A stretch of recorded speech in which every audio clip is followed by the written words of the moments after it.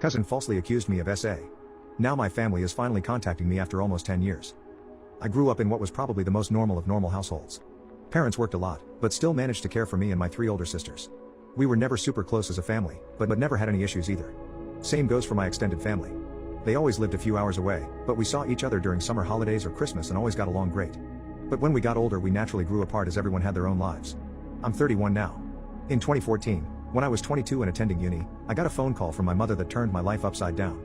I remember I didn't even answer at first, because I was gaming with friends. But she called again immediately after the first call. This was an unwritten rule in the family. If you call twice like that, it's important. Like someone died important. So when she called again, I excused myself and answered, only to hear chaos in the other end. Like people were arguing. But when my mom realized I had answered, it sounded like she went to another room and closed the door. I just asked what was going on and I heard she was crying. My memory of this conversation is a bit blurry, but she basically asked me if I had something to confess to regarding E. E is my cousin on my mom's side and is 7 years younger than me, 15 at the time. At that point I hadn't even seen E for several years.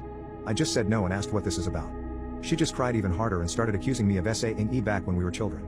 That E had told everything to my sister, and that my sister told my mother and my aunt. E had told them that back when she was 9, and I 16, she'd been playing in my room when I came in and started feeling her under her clothes and kissing her. My mother screamed at me to say something, but I couldn't even speak. It was all so absurd. I remember thinking that must be some bad joke. The last thing I remember saying was that it's not true and that E is lying. But then my mom goes on saying that how E gave such a detailed description of where and how. Then she kept asking something like, did you do this? Did you do this? And I just screamed back at her no. Each time. It all ended with my mom putting me on speaker and both my mom and dad saying that they don't want anything to do with me and never to contact them again. 2 of my sisters texted me later that day, pretty much saying that I'm disgusting and then blocked me. I know it's weird, but after that call I went to have a long shower. To this day I still don't know why I did that. After calming down, I started calling and texting everyone, even E. No one answered and the ones who hadn't blocked my number by then quickly did so. The only thing I heard back was from my father who texted me to stop contacting them and that they need to heal. That was 9 years ago and I haven't spoken to anyone in my family since that day. To say this fucked me up is an understatement. I was living in a haze for weeks after that and hardly ate at all. It didn't help that this was right before I was supposed to defend my bachelor's thesis and was already stressed out. Luckily my co-writer sensed something was up and saved me by controlling the conversation so that I got the easy parts. Without him I would have failed. Needless to say, no one came to my graduation. Then started the worst period of my life. I spent the first year expecting the cops to knock on my door and arresting me for sexual abuse. I didn't land any jobs, just living off my saved money. I drank a lot and did oxy. I also grew resentful and violent. The only reason I didn't hurt anyone is because no one was around.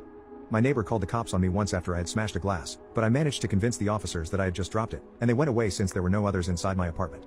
Instead of sleeping, I spent my nights planning how I could hurt E and make sure no one ever found out. Even thinking how I could actually do the things she'd accused me of, but much worse. I know, I'm not proud of that. I landed my first real job in my field in late 2015. Only then did things start to improve. I focused all my time on my job, as it gave me something normal to do. Recovery was a slow process, but I drank less and smiled more. I lived cheap and earned good money, so I made a point of buying myself a nice gift for my birthdays, a VR headset, a motorcycle, Lego etc. And last year I moved from my shitty apartment and bought a small house. It was an old dream of mine to have my own garage and a garden to care for. This has boosted me even more. So my life is okay now. I still got problems. I've been on antidepressants for the last few years and while they help, it's not in a happy way. They simply remove the dark thoughts and replace them with dead ones. My trust in other people is close to non-existent. I've tried dating, but only been on 2 dates with 2 different women.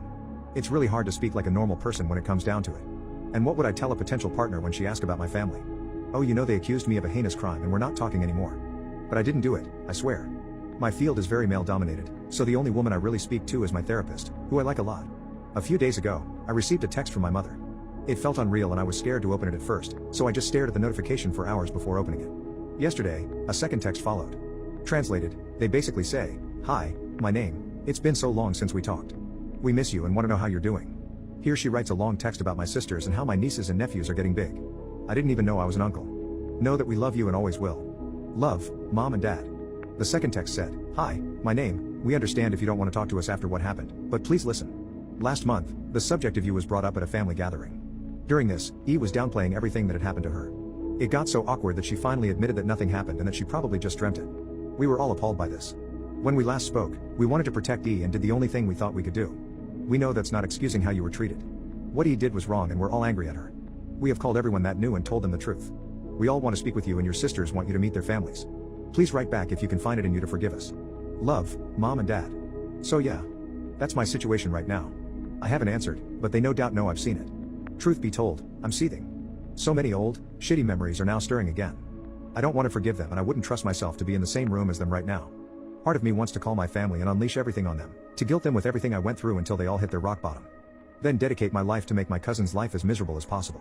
The other part wants to ignore them and continue with my okay-ish life with my motorcycle and my garden to keep me company. I don't have any friends. The only people I speak to are my coworkers, but we're not really close. I've called my therapist's clinic, but they told me she's on vacation and won't be available for weeks, and I don't want anyone else than her. So that leaves internet strangers. So please, where to go from here? Do I ignore them and continue as is? Or do I answer? And if so, what to even write? I'm pretty sure meeting them in person would be a bad idea for a foreseeable future, but I'm not even sure how my life can improve from picking up those old threads. As embarrassing as it may sound, I've dreamed about the day when they apologize to be them throwing themselves to the ground and kissing my feet. Texting seems so anticlimactic now. Cousin falsely accused me of SA.Now my family is contacting me after almost 10 years part 2. So it's been around 3 months since I last posted the previous post and a decent amount has happened. Some for the better and some for the worse. For one, E is still a huge j-hole. Around a week after my family sent me the messages, she also reached out with a huge apology text. When I received it, I couldn't believe my eyes. She was talking about how she had mental problems and has been dealing with them for ages, almost as an excuse as to why she did this to me. She said she needed help and her parents were helping her get it. This seemed like BS to me because all my life I knew E. She was a beaming, radiant girl, until that dreadful day in 2014. The whole text felt like she was just feeding me excuses to why it happened, and then ending it off with the shortest actual apology. My original plan was to go on with my life and try to slowly make it better and better, but seeing this pushed me to my limit. I had to respond, and tear into her with the most vile words I could think of. In the end, the actual text I ended up sending said, "You think your mental problems are bad? Try being torn away and excommunicated from your whole family for 10 years when you were just in the infant years of your adult life, and see how bad those mental problems become. I am still trying to deal with all of this and the last thing I need is the culprit of my misery feeding me excuses as to why it happened. My other relatives may have been in the dark the whole time, but you knew the entire time, and it never dawned on you to say things sooner? You're lucky I did not unalive myself at this point.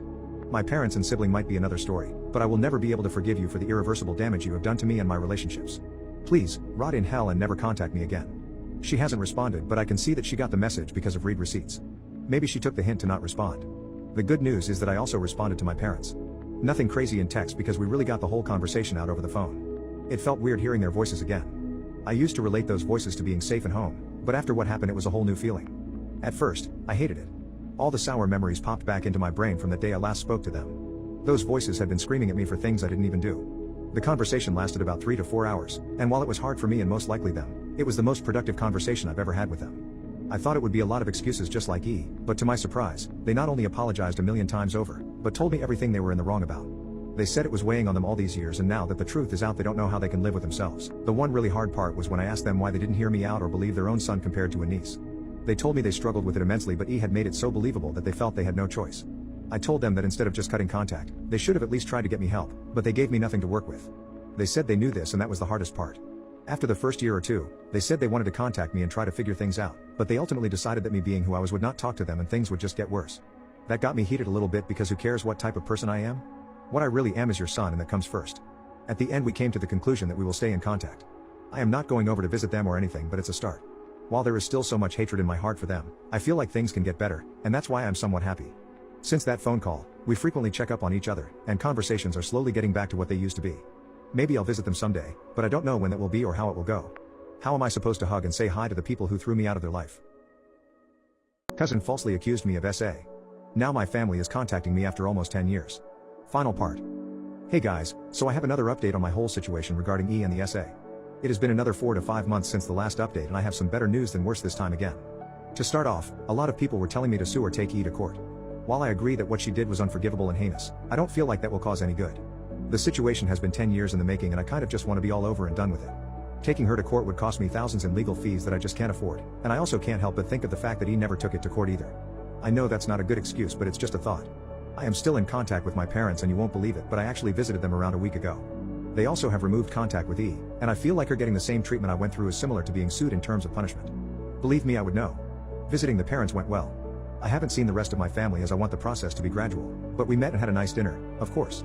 In my last post I said I didn't know how the greeting process would go. How was I supposed to greet the people who tore my normal life away? Well, the greeting went better than I imagined. I thought hate would win over me but I actually felt somewhat relieved when I saw them. Is that weird? Maybe it was the fact that seeing them meant maybe my life was getting back to the normal it was before, but I don't know. I didn't hug them until after because the conversation we had was pretty grueling. I didn't mean to rip into them but I felt I had to really get the point across of how much hurt they had caused me. At some point my mother cried, because of the detail I went into about my darkest times. They said they know they can't do anything to fix what has happened but want the future to be optimistic. They even opened the idea of coming home for Christmas and seeing the rest of the family, but I told them my plan about taking it slow and said I might be open to the idea. While I am still conflicted, that feeling of hatred is slowly going away and I am overall just feeling like a better person in general. I think the weight of the situation had pulled me down all those 10 years, and now that I am free of judgment it feels good. I have also started dating now, and met a great girl that I am starting to slowly get serious with. Life is getting better. Who knows what will happen in the next 10 years after this, but for the first time in ages I feel like things are going up. For all those reading, please use my story as an aid to your personal problems and grudges. Things do get better, even if you have to wait 10 years.